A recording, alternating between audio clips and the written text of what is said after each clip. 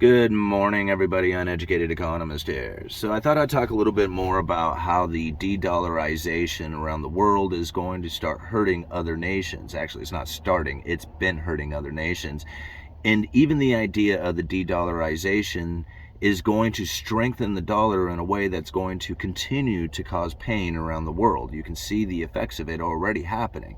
Take, for example, Turkey and South Africa. I mean, there's many nations out there. This is just two articles that I wanted to share with you to give you examples of what it is that's happening out there. Now, you think about it, Turkey and South Africa have to import a lot of stuff. Like, they don't produce everything that they need within their own borders, so they import a lot. Now, in order to import the things that they need to come up with the dollars.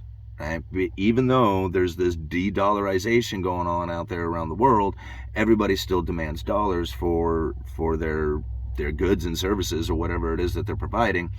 You need to come up with the dollars in order to buy those things. And when you have nations like Turkey and South Africa who are openly saying, hey, we don't like the whole dollar, we want to get out of the dollar, we want to be friends with China and Russia and those guys instead, what they're finding is that it's becoming very difficult for them to import the things that they need because they simply just don't have the dollars to do it, since they're trying to get out of the dollar to begin with.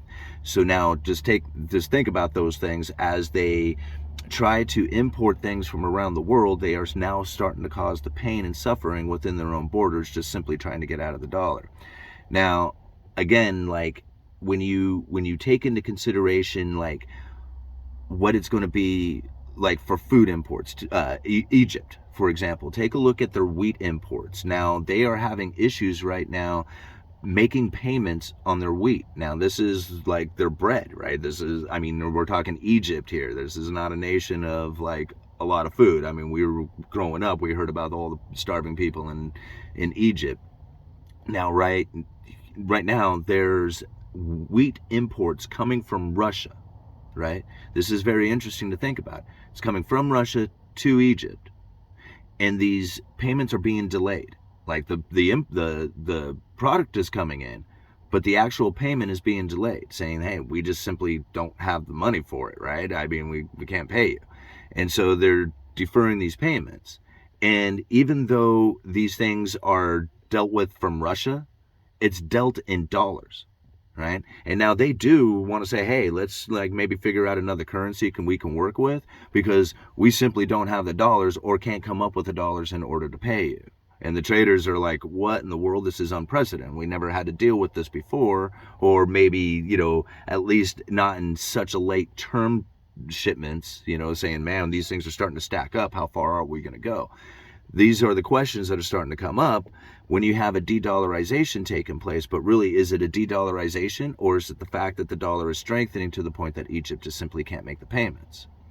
Now, if we go and you look at like some of the wheat exports and imports that are taking place around the world, the United States has become a wheat importer for I don't know about necessarily for the first time, but this is for like never have occurred before kind of position coming from Poland to the United States.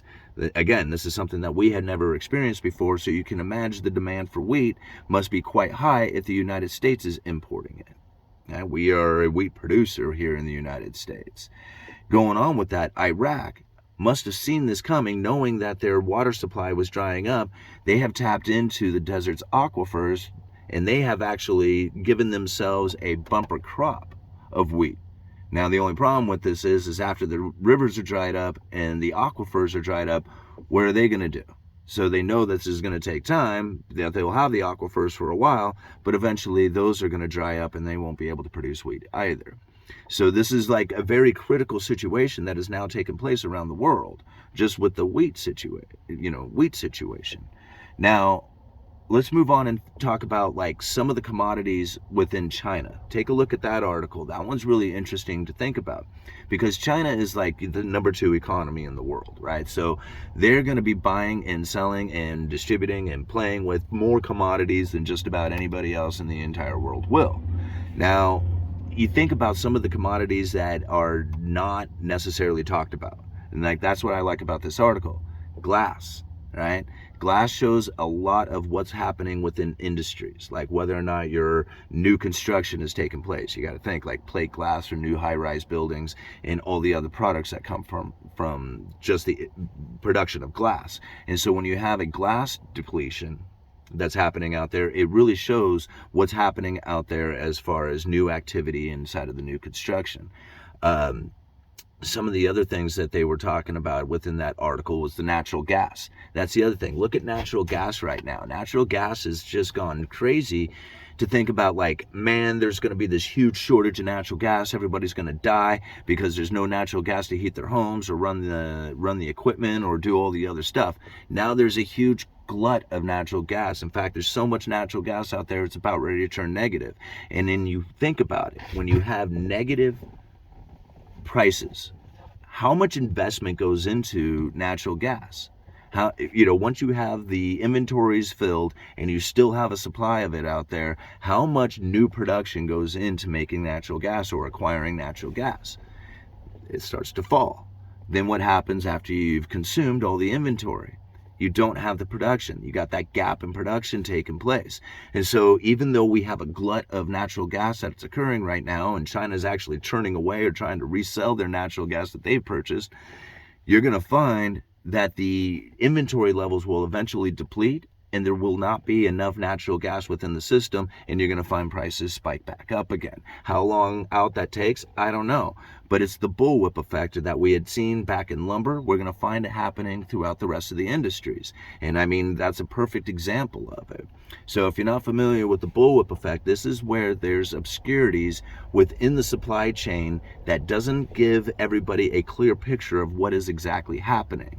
Now, I broke it down to a very simple pipe fitting that made a lot of sense when I explained it in this way, because I seen this actually happen. So we had, during the pandemic, we had a particular pipe fitting come up in short supply. For those of you who don't know, I guess I should let you know, I work at a retail store selling hardware and lumber. So pipe fittings, plumbing fittings, and stuff like that is part of our hardware that we sell. And we had this particular pipe fitting that was, it's a very simple, it's a rubber coupling with two hose clamps on each end. I don't want to talk about the brand name, it doesn't really matter. But this little simple coupling that joins two different types of pipe together, whether it's like a plastic to cast iron or, maybe just two different types of indifferent pipes or whatever, you can connect them with these rubber Fernco fittings. Very simple connection for drain lines. Now, these things are like, $10 or something like that. They're not very expensive, but they came up in short supply. And now a lot of people who do groundwork, like say septic systems or excavation work or whatever, a lot of times this is the common part that they need in order to join two pieces of pipe. And when it came up in short supply, weren't available to get it, all of a sudden people were like, okay, how do I complete my job? Like, I got this $10,000 job that's being held up by a $10 part. Well, when those things did come back into supply, because eventually they do, the people who like typically would buy these things, they would, instead of buying just one, they would buy like multiples. They would buy everything I had on the shelf. And I was like, hey man, I can get more. The warehouse has plenty of them. And they were like, oh no, I'm not coming up in short supply again. I want to make sure I always have a stock of these, so they bought them all. Well, a couple of guys do that, and my inventory is constantly showing a depletion of these things. The people upline, now most of the time it's computer algorithms now, but even still, there was people upline who would look at these sales going, oh man, you guys are constantly out of these particular products. You need more inventory. You need a bigger inventory of them. So instead of carrying 2 or 3, all of a sudden my shelf goes up to 4 or 5.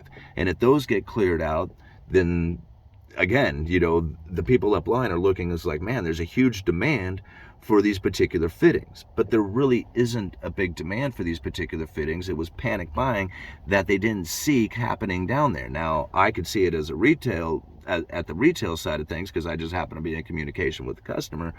But everybody, as far as the distribution line, the warehouses, the manufacturers, they don't recognize it as that. They recognize it as demand for their product. And so they start increasing production. They start increasing capacity, and they start increasing the amount on the shelves. And then you realize all of a sudden, there's not this huge demand, and now you have an oversupply of it. And this happens throughout a lot of stuff throughout the industries. We saw it happen in eggs. We saw it happen in lumber. We're seeing it happen in natural gas. And we're going to find it happen in a lot of things out there. Good morning, everybody. Uneducated economist, you let me know.